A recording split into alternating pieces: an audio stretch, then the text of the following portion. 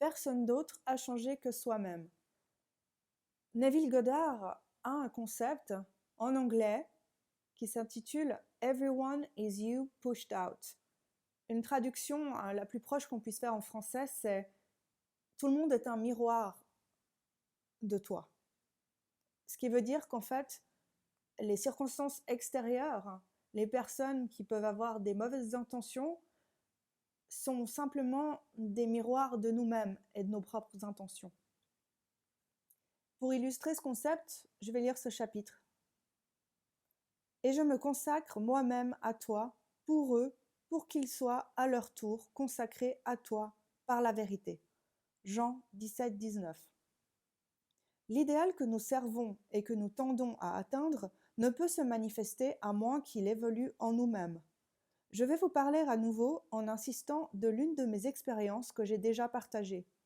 Je crois que ce rappel nous aidera à comprendre comment opère la loi de la conscience et nous démontrera que nous n'avons personne d'autre que nous-mêmes à changer. Pendant que j'étais en mer, je méditais sur l'état parfait et je me demandais ce que je serais si je pouvais voir toute chose comme étant pure et si je n'émettais aucun jugement ni aucune condamnation. Tandis que je me laissais aller dans cet état de rêverie, je me suis sentie élevée au-delà du terne environnement des sens.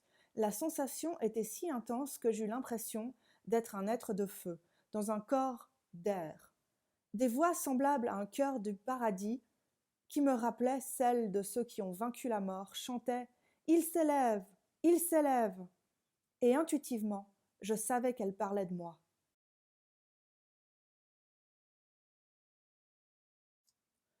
Puis, j'eus l'impression de marcher dans la nuit. Une scène surgit devant moi. Cela ressemblait à l'ancien bassin de Bethesda où une multitude d'êtres impotents, des aveugles, des êtres amochés ou handicapés, attendaient, non pas de traverser le bassin pour être guéris, comme le voulait la tradition, mais plutôt mon arrivée. En m'approchant, sans que j'aie à y penser ou à faire quoi que ce soit, chacun était transformé comme par magie, la magie du beau. Ils se modelaient harmonieusement à la perfection que je sentais émaner de mon être. Lorsqu'ils furent tous devenus parfaits, le cœur exulta, c'est complété. Puis la scène se dissipa et je m'éveillai. La vision avait été merveilleuse. Je savais qu'elle était le résultat de mon intense méditation sur la perfection, car mes méditations me mettaient immanquablement en connexion avec l'état contemplé. J'avais été si absorbée par l'idée de la perfection que, pour un moment, j'étais devenue ce que je contemplais. Le but élevé avec lequel je m'étais identifiée attira de grandes choses et façonna la vision selon ma nature intérieure. L'idéal auquel nous nous relions fonctionne par association d'idées pour éveiller des milliers de potentialités afin de créer les conditions de l'idée centrale. Mes expériences mystiques m'ont convaincu qu'il n'y a pas d'autre façon de manifester la perfection extérieure que nous recherchons que de se transformer soi-même.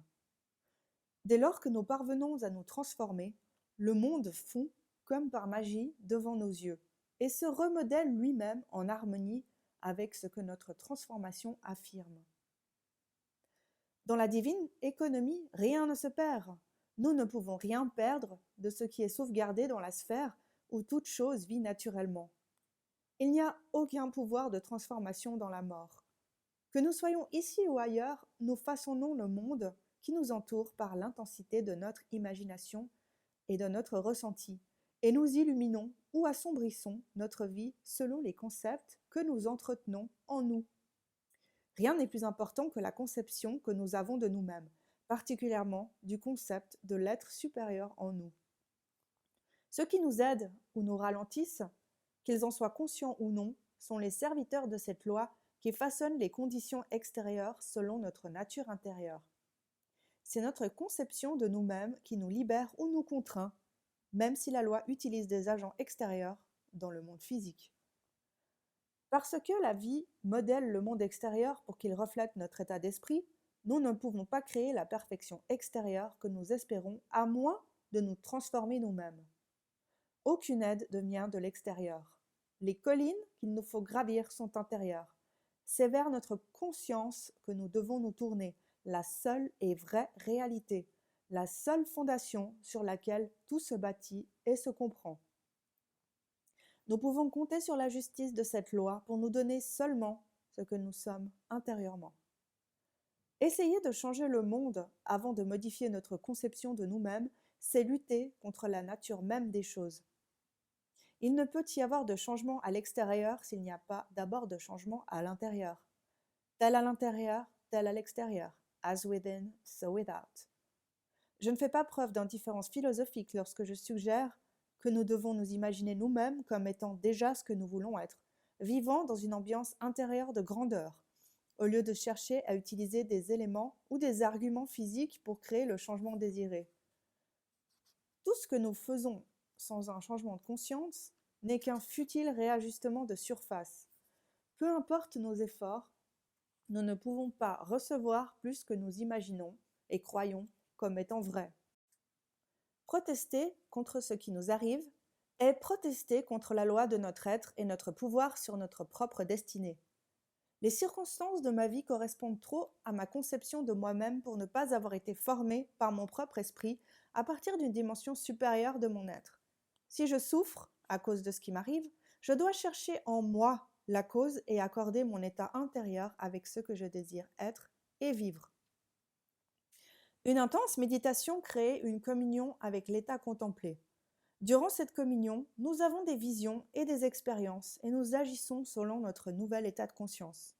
Cela nous démontre qu'un changement de conscience résiste toujours en un changement d'environnement et de comportement. Toutes les guerres prouvent que de violentes émotions ont l'extrême pouvoir de précipiter des réorganisations mentales. Tous les grands conflits ont été suivis d'une ère de matérialisme dans laquelle les idéaux pour lesquels le conflit avait été engagé sont oubliés. C'est inévitable, car la guerre évoque la haine qui implique à son tour une descente dans la conscience du plan de l'idéal au niveau où le conflit fut déclaré. Si nous étions aussi dévoués émotionnellement envers nos idéaux qu'envers nos aversions, nous nous élèverions au plan de notre idéal aussi facilement que nous nous abaissons au niveau de notre haine. L'amour et la haine ont un pouvoir magique de transformation. Nous évoluons selon ce que nous contemplons. Par l'intensité de notre haine, nous créons en nous-mêmes les caractéristiques que nous imaginons chez nos ennemis. Écoutez comme cette phrase est puissante, je la répète.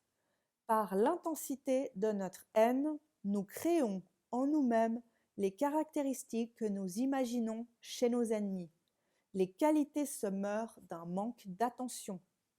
Les états de non-amour peuvent être effacés en imaginant la beauté au lieu des cendres et la joie au lieu de la peine, plutôt que de diriger les attaques contre l'état dont nous voulons nous libérer. Pensez à tout ce qui est bon et beau, car nous devenons ce que nous entretenons en nous-mêmes. Il n'y a rien à changer à part notre conception de nous-mêmes.